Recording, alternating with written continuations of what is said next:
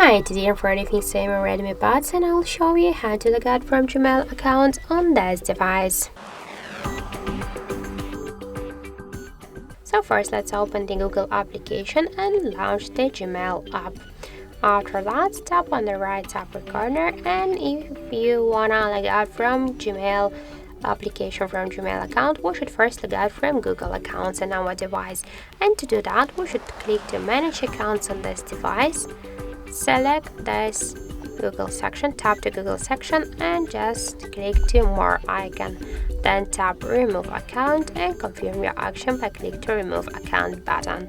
And that's it. In Google account settings, we'll just log out successfully from the Google account.